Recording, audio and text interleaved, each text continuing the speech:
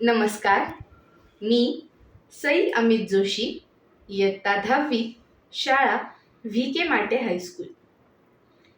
प्रचलित शिक्षण पद्धतीने ठरवली गेलेली तेत्सुको कुरोयानागी उर्फ तोतो-चान हिला तोमोएतील कोबायाशी यांनी आपल्या शाळेत प्रवेश दिला.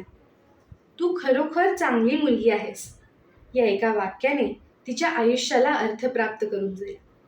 पुढे जाऊन ती एक प्रथितयश दूरदर्शन कलाकार बनली. तिच्या शाळेबद्दल आठवणीतील एक आठवण आज मी वाचून दाखवत आहे. कथेचं नाव आहे उडी मारण्यापूर्वी पहा. घरी जाण्याच्या रस्त्यावर त्या दिवशी तोत्तो-चाननं जे बघितलं ते पाहून तिच्या आश्चर्याला आणि आनंदाला सीमाच उरली नाही.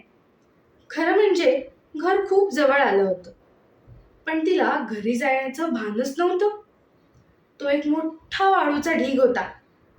समुद्र तर तिच्या गावापासून खूप दूर होता. मग समुद्रातील वाळू इकडे कुठे? तिला वाटलं ती स्वप्नात तर नाही. आनंदाच्या भरात तिनं धावत धावत जाऊन त्या वाळूच्या किनाऱ्यावर उडी मारली आणि तिला समजायच्या आतच दप्तरासकट अख्खी चिखलात बुडाली.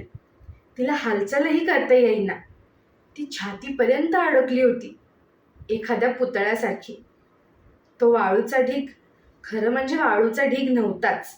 घराच्या भिंतींना गिलावा करण्यासाठी तयार करून ठेवलेलं ते प्लास्टरचं मिश्रण होतं. बाहेर पडण्यासाठी ती जो हालचाल करत होती तो तिचा पाय त्या गुळगुळीत प्लास्टरवरून घसरत होता.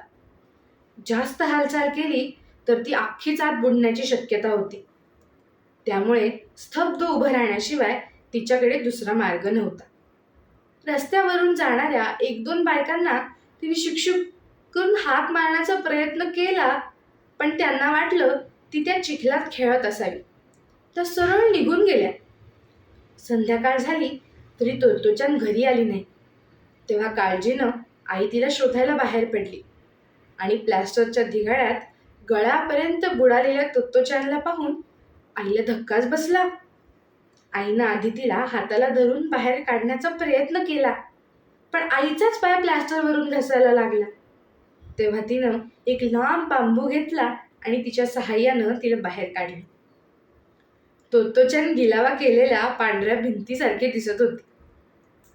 मला वाटतं मी यापूर्वीही तुला हे सांगितलं होतं की एखादी गोष्ट आवडली म्हणून त्यावर एकदम उडी मारण्याआधी नीट पाहायला शिक, आई म्हणाली. पूर्वीही एकदा असं म्हणण्याला तसंच कारण होतं.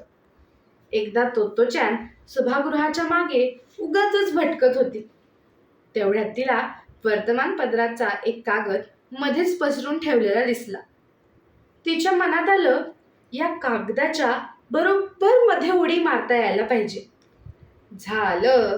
तिनं लगेच 2-3 पावलं मागे सरकून उडी मारण्याची तयारी केली. 1, 2, साडेमाडे 3 आणि धपकन कसल्या तरी खड्ड्यात पडली.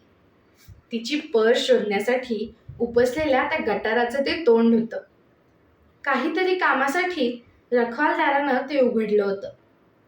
काही काम असल्या कारणानं जाताना त्यानं गटाराचा वास येऊ नये म्हणून त्यावर कागद पसरला होता.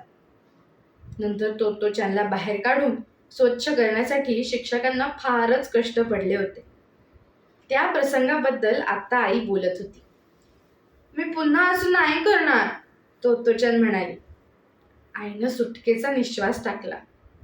पण तोत्तो-चानचं पुढचं वाक्य ऐकून मात्र तिचा आनंद क्षणिक असल्याचं तिला जाणवलं.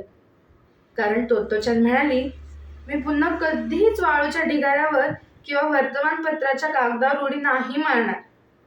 अर्थात याचा अर्थ ती इतर कशावर उडी मारणारच नाही अशी खात्री देता येणं शक्य नव्हतं.